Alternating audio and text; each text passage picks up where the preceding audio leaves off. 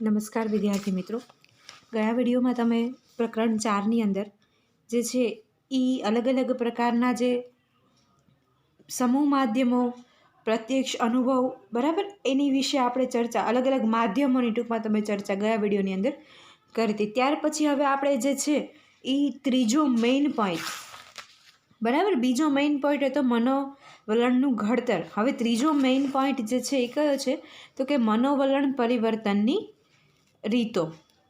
તો હવે આ મનોવલણ પરિવર્તન રીત જે છે એ આપણે અગાઉ મનોવલણ ઘડતરમાં જોયું કે મનોવલણ એ કેવું હોય છે, સંપાદિત હોય છે, સ્થપાયેલું મનોવલણ હોય છે. અનુભવ, શિક્ષણ, સામાજિકીકરણ, જૂથ, પ્રચાર, સમૂહ માધ્યમ દ્વારા મનોવલણનું ઘડતર જે છે એ થાય છે અને તે દ્રઢ રીતે થતું જોવા મળતું હોય છે. કેટલાક નિષેધક મનોવલણો વ્યક્તિ, સમાજ, રાષ્ટ્ર કે વિશ્વ સ્તરે નુકસાન પહોંચાડતા હોય છે, ત્યારે સામાજિક શાંતિ માટે આવા મનોવલણો પરિવર્તન કરવું ઘણું બધું કઠિન બની રહે છે.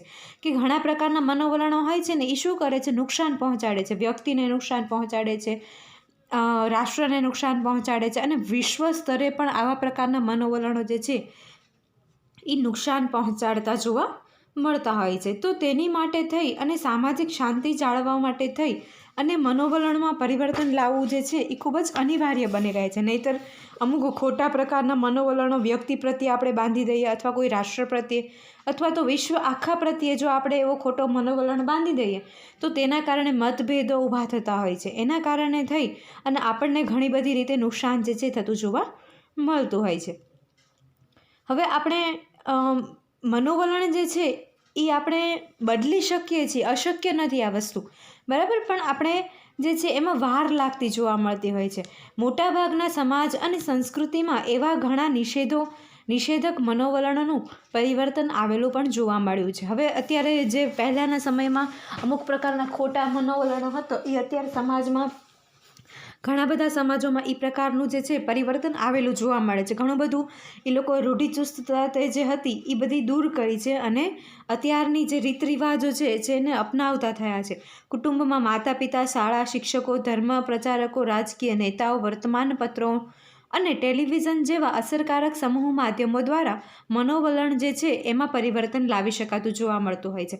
હવે માણસનું કોઈ પણ પ્રકારનું મનોવલણ બંધાઈ ગયેલું હોય તો તેમાં કોણ પરિવર્તન સારી રીતે લાવી શકે છે તો કે પોતાના માતા પિતા. કઈ રીતે તો કે પોતે એના માતા પિતા સાથે રહેતું હોય છે બાળક, તો એ એનું પરિવર્તન બદલી શકતા હોય છે સારી રીતે, એને ટોકીને કે પછી એના વિચારોમાં ફેરફાર કરી અને તે બદલી શકતા હોય છે. તેવી જ રીતે ધર્મગુરુઓ પણ બદલી શકતા હોય છે.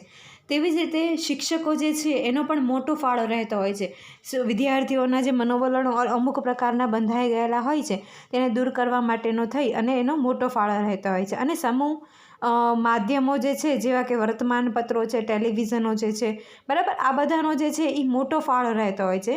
આપણે જે મનોવલણો અમુક પ્રકારના રૂઢ થઈ ગયેલા મનોવલણો હોય તેને દૂર કરવા માટે થઈ અને આ લોકોનો મહત્ત્વપૂર્ણ ફાળો રહેતો હોય છે. હવે મનોવલણમાં પરિવર્તન લાવવા માટેની વિવિધ યુક્તિઓ, પ્રવૃત્તિઓ જે છે એ આ પ્રમાણે છે. એમાં સૌપ્રથમ આપણે પહેલું જોઈએ શિક્ષણ, બીજું છે પ્રસાર, અને ત્રીજું છે જૂથ ચર્ચા, અને ચોથું છે કાયદાઓ, બરાબર. આ પ્રકારના અમુક પ્રકારના આ ચાર જે છે એનાથી આપણે મનોવલણમાં પરિવર્તન લાવી શકતા હોય છે. શિક્ષણ દ્વારા પણ પરિવર્તન આવી શકે છે. પછી આપણે કોઈ પણ પ્રકારના વર્તમાનપત્રો દ્વારા અથવા તો ટેલિવિઝન દ્વારા પ્રચાર કરીએ છીએ એના દ્વારા પણ પરિવર્તન જે છે એ આવતું જોવા મળતું હોય છે. ત્યાર પછી જૂથ ચર્ચા. હવે એક સાથે બધાની સાથે વિચાર વિમર્શ કરીને જૂથમાં બેસીને જે ચર્ચાઓ વિચારણાઓ કરવામાં આવે છે તો એ જૂથ ચર્ચા દ્વારા પણ જે છે એ પરિવર્તન લાવી શકાતું જોવા મળતું હોય છે. ત્યાર પછી છે કાયદાઓ. અમુક પ્રકારના એવા કાયદાઓ બનાવવામાં આવે કે આ પ્રકારના ખોટો મનોવલણો કોઈ પણ અપનાવતું હોય તો એને દૂર કરવા માટે થઈ એની પાછળ કાયદો બનાવવામાં આવે કે જેથી કરીને આપણે એવા પ્રકારનું મનોવલણો જે છે એ કોઈ અપનાવે અને તેનાથી દૂર રહે, બરાબર. હવે આપણે આની વિગતે ચર્ચા કરવાની છે. તો સૌપ્રથમ એમાં શિક્ષણ છે. તો હવે આ શિક્ષણ જે છે આપણે સૌ જાણીએ છીએ કે શિક્ષણ એટલે અનુભવ, મહાવરા કે પ્રયત્નોને કારણે વર્તનમાં થતું સાપેક્ષ કાયમી પરિવર્તન. હવે આ એક પ્રકારની બહુ જ મોસ્ટ આઈએમપી શિક્ષણની વ્યાખ્યા થઈ ગઈ કે શિક્ષણ એટલે શું તો કે આપણે આપણા જે અનુભવો હોય છે, આપણા મહાવરાઓ હોય છે અને અમુક પ્રકારના પ્રયત્નોને કારણે આપણે જે વર્તનની અંદર જે સાપેક્ષ રીતે પરિવર્તન લાવીએ છીએ તેને આપણે શિક્ષણ તરીકે ઓળખતા હોય છે. આપણે આગળ પણ તમે લોકો જોઈ ગયા હશો, શિક્ષણનો પ્રયોગ જે છે એ થોર્નડાઇકનો જે શિક્ષણનો પ્રયોગ જે છે એ શિક્ષણ પર આધારિત છે. જે બિલાડી જે છે એ પોતે હાથ મારે છે પોતે ખોરાક ગ્રહણ કરવા માટે થઈ, અને પછી તે શીખી જતી હોય છે કે અહીંયા આપણે હાથો દબાવશું તો આપણને ખોરાક જે છે એ પ્રાપ્ત થશે, અન્નકુટિકા દબાવશું તો જ ખોરાક પ્રાપ્ત થશે. તો એને એક પ્રકારનો એના અંદરથી પ્રયત્ન દ્વારા એને જે છે એ શિક્ષણ મળેલું જોવા મળ્યું હતું. આનો અર્થ એ થાય છે કે શિક્ષણ દ્વારા વર્તનમાં પરિવર્તન આવે છે. આવું શિક્ષણ પ્રત્યક્ષ કે પરોક્ષ ગમે તે રીતેનું હોય પણ વર્તનમાં પરિવર્તન લાવે છે. એ ખૂબ જ જરૂરી હોય છે. ગમે તે રીતનું શિક્ષણ હોય, પછી સાપેક્ષ હોય કે પછી પરોક્ષ હોય કે પ્રત્યક્ષ હોય, આપણે હું તમને આપું કે તમને કોઈ બીજું આપે કે તમે કોઈ ત્રીજા વ્યક્તિ દ્વારા શિક્ષણ લો, એ કોઈ પણ પ્રકારનું શિક્ષણ હોય પણ એમાં પરિવર્તન આવે છે અને આવે જ છે. શાળા કોલેજમાં અપાતું શિક્ષણ સામાજિકીકરણ દ્વારા થતાં શિક્ષણ મનોવલણમાં પરિવર્તન લાવે છે. પરંપરાગત ખેતી કરતા ખેડૂતો હવે શિક્ષણ દ્વારા નવી ખેતીઓનું જમીનનું ટેસ્ટિંગ કરાવી અને જમીન સેન્દ્રિય તત્વ અને અનુરૂપ ખેતીના પાકોની પરિવર્તન તથા નવા પાકોને વાવેતર વિશેની માહિતી મેળવવા નવા પાકો તરફ વિધાયક વલણો વિકસાવતા જોવા મળ્યા છે. કે ભાઈ આ શિક્ષણ જે છે એ બધી જ જગ્યાએ ઉપયોગ થાય છે, ચાહે ખેતી કરવાની હોય કે પછી પ્લેન હાંકવાનું હોય, બધી જગ્યાએ જે છે એ શિક્ષણ ખૂબ જ મહત્ત્વનો ભાગ ભજવે છે. કે જ્યારે આપણે ખેડૂત હશે એને અત્યારે આમાં સરસ ઉદાહરણ આપે છે કે ખેડૂત લોકો હોય છે એ ખેડૂતોને ખેતી કરવા માટે થઈ અને નવી જે ટેકનોલોજી અત્યારે કઈ પ્રકારની આવી છે, કઈ રીતે સારું બિયારણ પ્રાપ્ત કરી શકાય, એ બધા જ પ્રકારની જે છે એ માહિતી ખેડૂતો શિક્ષણ દ્વારા પ્રાપ્ત કરી શકતા હોય છે. અને શાળા કોલેજોમાં થતી શિક્ષણોત્તર પ્રવૃત્તિઓમાં વ્યાપ વધતા ધીમે બાળકો અને માતા પિતા પણ માત્ર પુસ્તિકાયા જ્ઞાનને બદલે સર્વાંગી વિકાસ માટે પ્રવૃત્તિઓમાં ભાગ લેવા તરફનું વિધાયક વલણ જે છે એ જોવા મળ્યું છે. હવે માતા પિતા પણ અત્યારે એવું ઈચ્છતા હોય છે કે જે સ્કૂલની અંદર, જે શાળાની અંદર બધા જ પ્રકારનું શિક્ષણ જે છે અપાતું હોય તેવા શિક્ષણમાં પોતાના બાળકને ભણાવવા ઈચ્છતા હોય છે. કે ચાહે પંખો રિપેર કરવાનો હોય, લાઇટ રિપેર કરવાની હોય કે પછી કોઈ પણ બીજી ઇતર પ્રવૃત્તિઓ હોય, બરાબર, ગાડી રિપેર કરવાની હોય, મોબાઈલ રિપેર કરવાનો હોય, તો બાળકને કઈ રીતે સર્વાંગી એનો વિકાસ થાય તે માતા પિતા પહેલાં જોતા હોય છે અને તેવી જ સ્કૂલોમાં અને સંસ્થાઓમાં જે છે એને બેસાડતા હોય છે કે જે તેનો સર્વાંગી વિકાસ હોય, બધા જ પ્રકારનું શિક્ષણ જે છે એને ત્યાં આગળથી મળી રહેતું હોય. ત્યાર પછી હવે આપણે જોવાનું છે તો કે પ્રસાર. તો આ પ્રચાર જે છે એ શિક્ષણનું અસરકારક માધ્યમ છે. આપણે સૌ જાણીએ છીએ કે પ્રચાર દ્વારા જે છે એ શિક્ષણ અસરકારક નીવડતું હોય છે. પ્રચારની અસરકારકતામાં સમૂહ માધ્યમોની ભૂમિકા વધી ગયેલી જોવા મળે છે. પ્રચાર કોના દ્વારા થાય છે, કયા જૂથ દ્વારા થાય છે, કયા માધ્યમથી થાય છે, આ બધી જ બાબતો મનોવલણમાં પરિવર્તનને અસર કરે છે. પ્રચાર પણ શિક્ષણ જ છે, બરાબર. કે ભાઈ પ્રચાર શું છે? એક પ્રકારનું શિક્ષણ જ છે. કોના દ્વારા થાય છે, કયા વ્યક્તિને અનુસરીને થાય છે, આ બધી જ વસ્તુ જે છે એ પ્રચારમાં ખાસ મહત્ત્વની બની રહે છે. પ્રચારમાં ઉપયોગમાં લેવાતા સૂત્રો પણ મનોવલણ પરિવર્તન માટે અસરકારક નીવડતા હોય છે. હવે પ્રચારમાં અમુક પ્રકારના સૂત્રો બોલાતા હોય છે કે એક બેટી પઢાઓ બેટી બઢાઓ, એ જે એક પ્રકારના સૂત્રો જે છે, બરાબર, એ સૂત્રો પ્રચાર દ્વારા આપણી સમક્ષ આવ્યા છે અને એ પ્રચાર દ્વારા આપણે એક પ્રકારનું શિક્ષણ મેળવે છે કે દીકરીઓને ભણાવવી જોઈએ અને એને આગળ વધારવી જોઈએ. 100 થી 200 વર્ષ પહેલાં ભારતમાં 90% લોકો ખેતી પર નભતા હતા. ત્યારે એવું માનવામાં આવતું હતું કે સંતતિ એ સંપત્તિ. ધીમે વસ્તી વધારાને ભરડાની અસરમાંથી ઉત્પન્ન થતી સમસ્યાઓથી બચવા, વસ્તી વધારાને નિયંત્રણ કરવા અમે બે અને અમારા બે એ સૂત્રોનો પ્રસાર અસરકારક બનાવવામાં આવ્યો છે. મેં તમને કીધું ને એમ કે ભાઈ બેટી પઢાઓ બેટી બઢાઓ એ એક સૂત્ર છે. તેવી જ રીતે પહેલાંના સમયમાં વસ્તી વધારો ખૂબ જ થતો હતો કે બધાના ઘરે 5-7 બાળકો હોય જ છે, 7-8 બાળકો હોય પહેલાંના સમયમાં હતા. તમે જોતા હશો તમારા પપ્પાને 7-8 ભાઈઓ હશે, 7-8 બહેનો ભાઈઓ બધા થઈ 7-8 જેટલા થતા હશે. તો હવે શું કહે છે પ્રચાર દ્વારા કે ભાઈ અમે હમ દો ઓર હમારે દો. શું કામ? કારણ કે અત્યારે વસ્તી વધારો ખૂબ જ થઈ રહ્યો છે. એના કારણે થઈ અને વસ્તી કંટ્રોલમાં આવે, બધું મેન્ટેન થઈ રહે, અર્થતંત્ર આપણું જળવાઈ રહે એ માટે થઈ અને આવા સૂત્રો જે છે એ સરકાર દ્વારા લગાવવામાં આવ્યા છે અને એક પ્રકારનું શિક્ષણ પ્રાપ્ત થાય છે. આપણે જોવાનું છે તો કે જૂથ ચર્ચા. હવે આ જૂથ ચર્ચા જે છે એ પણ અસરકારક નીવડે છે. કોઈ પણ પ્રકારનું મનોવલણમાં જો આપણે પરિવર્તન લાવવું હોય તો તેની અંદર જૂથ ચર્ચા જે છે એ અસરકારક નીવડતી હોય છે. જૂથ ચર્ચામાં પારસ્પરિક આંતરક્રિયાનું મહત્ત્વ છે, જેનાથી વિચાર વિનિમય થાય છે અને એ લોકોના મનોવલણોમાં પરિવર્તન લાવવામાં મદદરૂપ થાય છે. મનોવલણ ઘડતરમાં જૂથનું સભ્યપદ, સંદર્ભ જૂથ અને જૂથ આંતરક્રિયાની અસર થાય છે. બે વિરોધી મનોવલણો ધરાવતા જૂથના લોકો વચ્ચે પારસ્પરિક ચર્ચા વિચારણા દ્વારા વિચારોના આદાન પ્રદાનની પ્રક્રિયા મનોવલણમાં પરિવર્તન લાવી શકાતા હોય છે. હવે બધાના વિચારો આજે એક સરખા નથી હોતા. બધા લોકોના વિચાર કેવા હોય છે? અલગ અલગ, જુદા જુદા પ્રકારના વિચારો જે છે એ જોવા મળતા હોય છે. હવે આ વિચારો હોય છે એ વિચારોને આદાન પ્રદાન દ્વારા આપણે મનોવલણમાં પરિવર્તન લાવી શકતા હોય છે, એવું અહીંયા આગળ કહેવામાં આવ્યું છે કે ભાઈ મારી પાસે કંઈક અલગ પ્રકારનો વિચાર છે કે શિક્ષણ નીતિ કેવી હોવી જોઈએ એની ઉપર જો આપણે વાત કરીએ તો મારી પાસે એવો વિચાર છે કે શિક્ષણ નીતિમાં સેમેસ્ટર સિસ્ટમ સારી અને કોઈ બીજા એવું કહે છે કે ના યરલી સિસ્ટમ સારી. તો આ બધી વસ્તુ જે છે એ લોકોના વિચારો અલગ અલગ જે છે એ મળી અને સારી રીતે મનોવલણમાં પરિવર્તન લાવી શકાતું જોવા મળતું હોય છે.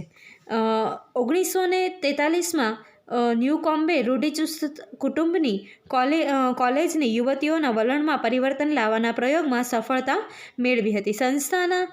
સંસ્થામાં સંચાલકો અને કર્મચારીઓના વિરોધી વલણમાંથી ઉત્પન્ન થતી સંઘર્ષને કારણે બંને પક્ષની બેઠકોને દોર ચાલે છે, જેમાં મુક્ત ચર્ચાઓ દ્વારા પારસ્પરિક નિષેધક વલણો ઘડતા સમસ્યાઓના ઉકેલ આવે છે. ભારત દેશ આતંકવાદી પીડાનો ઘણા વર્ષોથી ભોગ બન્યો છે. તેની જુદા જુદા દેશોમાં નેતાઓ સાથે સતત ચર્ચા વિચારણા કરવાથી દુનિયાના બીજા દેશોમાં જે ભારતમાં આતંકવાદ પ્રત્યે ધ્યાન આપતા ન હતા તેવા દેશોમાં પણ ભારતના આતંકવાદ પ્રત્યે વલણમાં પરિવર્તન થવા માંડ્યું છે, જેને ભારતને લાભ થવા માંડ્યો છે. પરિણામે બીજા દેશો પણ ભારતના આતંકવાદ સામે લડવા માટે મદદરૂપ થવા માંડ્યા છે અને આતંકવાદ પ્રત્યેનું વિશ્વના દેશોમાં વલણમાં પરિવર્તન આવેલું જોવા મળ્યું છે. હવે તમને આમ થયું હશે કે ભારતનું આતંકવાદ આમાં ક્યાં આવી ગયું? પણ એક પ્રકારની ચર્ચા વિચારણા થઈ હતી, બરાબર, કે ભાઈ શિક્ષકો અને સંચાલકો વચ્ચે જ્યારે સામાસામી બેઠો થતી હોય છે, બરાબર, ત્યારે એ ચર્ચા વિચારણા, ઓલા લોકોનો કોઈ અલગ મનોવલણ હોય છે, ઓલા લોકોનું કોઈ અલગ મનોવલણ હોય છે. તેવી જ રીતે આવી રીતે આ બધા ઉદાહરણો આપ્યા કે ભાઈ કોના કેવા મનોવલણો હોય છે, તેના આધારે જે છે એ આપણે સારી રીતે મનોવલણની અંદર પરિવર્તન લાવી શકતા હોઈએ છીએ. ત્યાર પછી આપણે જોવાનું છે હવે કાયદાઓ. હવે આ કાયદા જે છે એ પણ ખૂબ જ અગત્યનો અને મહત્ત્વનો ભાગ ભજવે છે કે અમુક પ્રકારના કાયદાઓ જો બનાવવામાં આવે તો તેનાથી રૂઢિચુસ્તતા દૂર થાય છે. કાયદાઓને આધારે કાયદાના ડરથી લોકો જે છે એ મનોવલણોથી દૂર રહેતા હોય છે. માનવી અનુભવ, સમજણ કે ચર્ચાથી કેટલીક વાર વલણમાં પરિવર્તન કરવા તૈયાર ન હોય ત્યારે કાયદો મનોવલણનું પરિવર્તન કરવા માટે અસરકારક સાધન બની રહે છે. કે જ્યારે લોકો એક પ્રકારની રૂઢિચુસ્તતામાં માનતા હોય તો તે પરિવર્તન લાવવા ન માગતા હોય, મનોવલણ પોતાનો જે છે એ છોડવા ન માગતા હોય, તો ત્યારે કાયદો જે છે એ અસરકારક નીવડતો હોય છે. કાયદાની બીકે લોકો જે છે રૂઢિચુસ્તતા પોતાની દૂર રહે છે અને પરિવર્તન લાવી શકતા જોવા મળતા હોય છે. ભારત જેવા વિવિધતામાં એકતા ધરાવતા દેશોમાં હજી ઘણા બધા એવા પરંપરાગત રૂઢિરિવાજો છે જેમાં લાંબા સમયથી પરિવર્તનની પ્રક્રિયા ચાલુ હોવા છતાં અસરકારક પરિવર્તન આવ્યું નથી. આપણે સૌ જાણીએ છીએ કે ભારત દેશ કેવો છે? વિવિધતામાં એકતા ધરાવતો દેશ છે. તો એમાં અને વિકાસશીલ દેશ છે, વિકસિત દેશ નથી, એટલે એમાં પરિવર્તન લાવવું ખૂબ જ મુશ્કેલ કામ છે અને ધીરે ધીરે આવે છે. એટલા માટે થઈ અને રૂઢિરિવાજો જેમાં લાંબા સમયથી પરિવર્તન પ્રક્રિયા ચાલુ હોવા છતાં અસરકારક પરિવર્તન આવ્યું શક્યું નથી.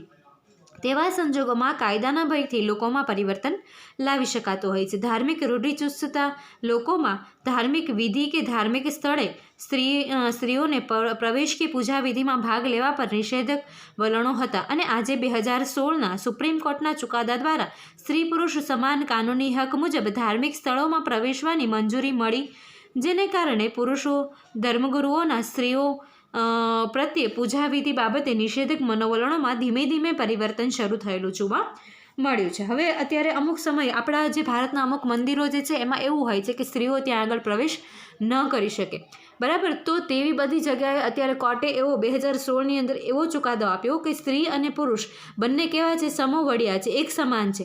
બધી જગ્યાએ સ્ત્રી અને પુરુષ બંનેને એક સરખા જોવાના છે, એને બધા જ પ્રકારના હકો જે છે એ મળવા જોઈએ. તેના કારણે થઈ અને અત્યારે જે છે એ ઘણું બધું પરિવર્તન સ્ત્રી અને પુરુષની બાબતમાં આપણે જોઈએ તો ઘણું બધું પરિવર્તન કાનૂની દ્વારા આવી શકેલું જોવા મળ્યું છે. હજી ઘણા બધા સમાજોમાં એવા કેટલાક નિષેધક મનોવલણો છે કે જેમાં પરિવર્તન લાવવું જરૂરી છે, જે દિશામાં મનોવૈજ્ઞાનિકો, સમાજ સુધારકો, શિક્ષકો, રાજકારણીઓ અને કોર્ટ કાનૂની દ્વારા પ્રયત્ન કરવા અનિવાર્ય છે. આપણે જાણીએ છીએ ઘણા બધા સમાજો જેમ કે આદિવાસી સમાજ જે છે એ હજી ઘણા બધા રૂઢિચુસ્તતામાં માનતા હોય છે. પછી ઘણા બધા અંતરિયાળ ગામડા હોય છે તેમાં પણ રૂઢિચુસ્તતા જોવા મળતી હોય છે. તો તેમાં આપણે પરિવર્તન લાવવું ખૂબ જ અનિવાર્ય બની રહે છે. કોના દ્વારા? તો કે શિક્ષકો દ્વારા, સમાજ સુધારકો દ્વારા, મનોવૈજ્ઞાનિકો દ્વારા અને કોર્ટ દ્વારા, બરાબર. ત્યાર પછી હવે આપણે જોવાનું છે ચોથું, મનોવલણ પરિવર્તનમાં અવરોધો. હવે મનોવલણ જે છે એમાં પરિવર્તન લાવવા માટે ઘણા બધા અવરોધો જોવા મળે છે કે અમુક પ્રકારના મનોવલણ હોય છે એમાં એની જે છે એમાં પ્રબળતા હોય છે, એમાં જટિલતા હોય છે, એમાં અગત્યતા હોય છે, આંતર સંબંધ હોય છે અને ઉપયોગિતા હોય છે. તો હવે એમાં પરિવર્તન લાવવું એ ખૂબ જ મુશ્કેલ કામ બની રહે છે. હવે આગળના મુદ્દામાં આપણે જોયું તેમ નિષેધક મનોવલણોમાં પરિવર્તન લાવવું વ્યક્તિ, સમાજ કે રાષ્ટ્ર માટે જરૂરી છે, બરાબર. કે આપણે જોયું આગળના મુદ્દામાં કે ભાઈ બધા માટે પરિવર્તન લાવવું વ્યક્તિ માટે તો જરૂરી છે જ, તેવી જ રીતે રાષ્ટ્ર માટે અને સમાજ માટે પણ અમુક પ્રકારનું પરિવર્તન લાવવું જે છે એ ખૂબ જ અનિવાર્ય બની રહેતું હોય છે. તો ઘણા બધા પ્રયત્નોને સતત ચાલે રહે છતાં કેટલીક વાર પરિવર્તન ઝડપી અને અસરકારક બનતું નથી. મનોવલણ પરિવર્તનમાં કેટલાક પરિબળો અવરોધક બને છે, તેની પણ સમજૂતી મેળવવી જરૂરી છે. આવા અવરોધક પરિબળો જે છે એ આ પ્રમાણે છે, બરાબર. તો કેટલા છે? 5 અવરોધક પરિબળો છે. તો સૌપ્રથમ પહેલું છે મનોવલણની પ્રબળતા, મનોવલણની જટિલતા, મનોવલણની અગત્યતા, મનોવલણમાં આંતરસંબંધો અને મનોવલણની ઉપયોગિતા, બરાબર. હવે આ જે 5 જોયા એને આપણે વિગતે ચર્ચા કરીએ તો સૌપ્રથમ એમાં પહેલું છે તો કે મનોવલણની પ્રબળતા. પ્રબળ હોય છે મનોવલણ. કેવા હોય છે? પ્રબળ હોય છે. એટલે પ્રબળ એટલે શક્તિશાળી હોય છે. તો કે ઘણા લાંબા સમય સુધી કોઈ વલણ ચાલુ જ રહે તો તેનું દ્રઢીકરણ થતાં તે વલણ વધુ પ્રબળ બને છે. આવા વલણમાં પરિવર્તન કરવું કઠિન બનતું હોય છે. તેવી જ રીતે કેટલાક મનોવલણોમાં ખૂબ જ આત્યંતિક હોય તો તેમાં પરિવર્તન કઠિન બનતું હોય છે. દાખલા તરીકે પશ્ચિમી સંસ્કૃતિમાં સતત મારો ચાલુ રહેવા છતાં આજે પણ હજી ભારતીય પરંપરા, પહેરવેશ, ખાવા પીવાની રીત કે રીત રિવાજોમાં અમૂલ પરિવર્તન લાવી શક્યા નથી. હવે જે વિદેશી સંસ્કૃતિ, આપણી જે સંસ્કૃતિ જે આઉટ ઓફ ઇન્ડિયા જે આપણે જોઈએ તો એમાં બધી કન્ટ્રીઓમાં ઘણા બધા ભારતીયો વસવાટ કરે છે, છતાં પણ ત્યાં આગળ જોઈએ એવું ખાણીપીણીની રીતમાં, રીત રિવાજોમાં અમૂલ પરિવર્તન લાવી શક્યા નથી. શું કામ? કારણ કે એ લોકોની સંસ્કૃતિ છે, બરાબર. એટલા માટે થઈ અને એવા કોઈ ખાસ પ્રકારનું ત્યાં આગળ પરિવર્તન નથી આવેલું. અમેરિકામાં નિગ્રો અને ગોરાઓ, એશિયામાં ભારત અને પાકિસ્તાનના લોકોમાં એકબીજાના પ્રત્યેના મનોવલણોમાં પરિવર્તન જોઈએ તેવું હજી પણ આવ્યું નથી, કારણ કે આ પ્રકારના મનોવલણો ખૂબ જ પ્રબળતા ધરાવતા હોય છે. પ્રબળતા ધરાવી એટલે શું? તો કે શક્તિશાળી ધરાવતા હોય છે કે આમાં આપણે જોઈએ એવું પરિવર્તન લાવી શકતા નથી, આપણા હાથમાં નથી હોતી એ વસ્તુ. ત્યાર પછી આપણે જોઈએ તો કે મનોવલણની જટિલતા. તો કે મનોવલણ ઘડતરની પ્રક્રિયા કેવી હોય છે? જટિલ હોય છે. જલ્દી મનોવલણ ઘડાઈ જતું હોય છે, કારણ કે કોઈ પણ મનોવલણ ઘડતર માટે કોઈ એક જ પરિબળ જવાબદાર નથી હોતું, પરંતુ અનેક પરિબળોની અસર મનોવલણ ઘડતર ઘડાય છે. માટે આવા જટિલ મનોવલણોમાં પરિવર્તન કરવાની પ્રક્રિયા અસરકારક બનતી નથી. બાળ લગ્ન અને દહેજ પ્રથા જેવા સામાજિક રીતિ રિવાજોને દૂર કરવાના આપણે સૌને અથાગ પ્રયત્નો છતાંય સમાજની જટિલ માન્યતાઓને કારણે આજે પણ આવી પ્રથાઓથી સંપૂર્ણ મુક્ત થઈ શક્યા નથી. હવે જટિલતા હોય છે કે ભાઈ લોકો એના રિવાજો છોડતા જ નથી હોતા. ગમે તેટલું એને સમજાવવામાં ન આવે કે ગમે એટલા કાયદા દેખાડવામાં ન આવે છતાં પણ તેઓ નથી સમજતા. અને દહેજ પ્રથા જોવા મળે છે. હજી પણ અંતરિયાળ ગામડાઓ હોય છે તેની અંદર દહેજ પ્રથા જોવા મળે છે. તેવી જ રીતે બાળ લગ્ન જે છે એ પણ જોવા મળે છે. હવે આ બધી પ્રથાઓ જે છે એ સંપૂર્ણ રીતે હજી સુધી મુક્ત થઈ શકી નથી. ત્યાર પછીનું જોવાનું છે ત્રીજું, તો કે મનોવલણની અગત્યતા. તો હવે આ મનોવલણની અગત્યતા જે છે એ દરેક માનવીના જીવનમાં જુદા જુદા સમયે જુદી જુદી બાબતો અગત્યતા જે છે એ ધરાવતી જોવા મળતી હોય છે. માનવી પોતાની જરૂરિયાતો અગત્યને ધ્યાનમાં રાખી અને વર્તન કરવા માટે પ્રેરાતા હોય છે. કોઈ પણ વ્યક્તિના જીવનમાં ઉદાહરણ આપ્યું છે અહીંયા, તો કે કોઈ પણ વ્યક્તિના જીવનમાં તેના કોઈ એક મિત્રનું ખૂબ જ મહત્ત્વ હોય છે. તે મિત્ર તેની અનિવાર્યતા અને જરૂરિયાત લાગતી હોય છે. તેવા સંજોગોમાં તે મિત્રમાં કેટલીક બાબતો જે ન ગમે તેવી નકારાત્મક હોવા છતાં પોતાના મિત્રને પ્રત્યે વલણ ઉત્પન્ન કરી અને તેની મિત્રતા તોડી શકતા નથી હોતા. હવે એક પ્રકારની અગત્યતા હોય છે. આપણને આપણા કુટુંબની અગત્યતા હોય છે. આપણા કુટુંબમાં આપણે જાણીએ છીએ કે આ ખોટા પ્રકારનું રૂઢિચુસ્ત મનોવલણ છે, છતાં પણ આપણે એને નથી છોડી શકતા હોતા. એ જે લોકો કરતા હોય છે એ આપણે અપનાવવા માટે મજબૂર બનવું પડતું હોય છે. એટલા માટે એવું કીધું છે કે ભાઈ મનોવલણ જે છે એ પરિવર્તનમાં અવરોધ બનતું હોય છે. અગત્યતા આપણે જે છે એ મનોવલણમાં પરિવર્તનમાં અગત્યનું ઘટક બની રહે છે. ત્યાર પછી આપણે જોવાનું છે મનોવલણના આંતરસંબંધો. તો હવે મનોવલણ જે છે એના આંતરસંબંધો કેવા પ્રકારના છે, તો કે કેટલાક મનોવલણો જટિલતાને કારણે સંપૂર્ણ સ્વતંત્ર હોવાને બદલે એકબીજાની સાથે આંતરસંબંધિત હોય છે. કેવા હોય છે? એકબીજાની સાથે આંતરસંબંધિત હોય છે. કે આવા એકબીજાની સાથે આંતરસંબંધિત મનોવલણોમાં પરિવર્તન કરવું ખૂબ જ કઠિન બની રહે છે. આવા મનોવલણોના એકબીજા સાથેના આંતરસંબંધો એકબીજાની પ્રત્યે વલણોને દ્રઢ કરે છે. તેથી તેમાં પરિવર્તન લાવવામાં અવરોધ ઉત્પન્ન થાય છે. દાખલા તરીકે આપણે જોઈએ તો કે યુવક કે યુવતી પોતાની જ્ઞાતિ, ધર્મ અને સમાન સંસ્કૃતિ ધરાવતા વ્યક્તિના પ્રેમમાં હોય અને એકબીજા સાથેના પ્રેમ લગ્નની જોડાવા માગતા હોય ત્યારે તેના પ્રેમ લગ્ન ન કરાય, મા બાપ જ્યાં શોધે ત્યાં જ લગ્ન કરાય એવું સમજાવવાનો પ્રયત્ન કરી અને પ્રેમ લગ્ન વિરુદ્ધ વલણ ઉત્પન્ન કરવામાં સફળતા નથી મળતી. કારણ કે પોતાની મનપસંદગીનું વ્યક્તિ પ્રત્યે પ્રેમનું આકર્ષણ જ્ઞાતિ, ધર્મ, સંસ્કૃતિ વગેરે પરિબળોને પણ તે જ વ્યક્તિ સાથે લગ્ન કરવામાં વિધાયક પ્રબલન પૂરું પાડે છે. માટે તે વ્યક્તિ પ્રેમ લગ્નની બાબતમાં ફેરફાર કરવા માટે તૈયાર થશે નહીં. અને કારણ કે લગ્ન પ્રત્યેના વલણ અને જ્ઞાતિ, ધર્મ, સંસ્કૃતિ પ્રત્યેના વલણ સાથે આંતર સંબંધિત રહેલું છે. હવે લગ્ન એવી વસ્તુ છે કે ભાઈ એ જ્ઞાતિને પણ માયને રાખે છે, તેવી જ રીતે સંસ્કૃતિને, ધર્મને, આ બધાને જે છે એ લગ્ન માયને રાખતું હોય છે કે ભાઈ કઈ જ્ઞાતિની છોકરી છે, કઈ જ્ઞાતિનો છોકરો છે, બરાબર, કેવા પ્રકારની સંસ્કૃતિ છે, કેવા પ્રકારના ધર્મ અપનાવે છે. તો તેના કારણે થઈ અને આંતર સંબંધો હોય છે એના કારણે થઈ અને આપણે મનોવલણમાં પરિવર્તન લાવી શકતા નથી હોતા. ત્યાર પછીનું જોવાનું છે મનોવલણની ઉપયોગિતા. તો હવે મનોવલણની ઉપયોગિતા શું છે? તો કે કેટલીક વ્યક્તિ, વસ્તુ, પરિસ્થિતિ, બનાવ કે ઘટના પ્રત્યેના વ્યક્તિના વલણો કોઈ વ્યક્તિ માટે ખૂબ જ ઉપયોગી અને કારણગત હોય છે. જે વ્યક્તિ અન્ય જરૂરિયાતો માટે પોષક હોય ત્યારે મનોવલણની ઉપયોગિતા મનોવલણ પરિવર્તનમાં અવરોધક બને છે.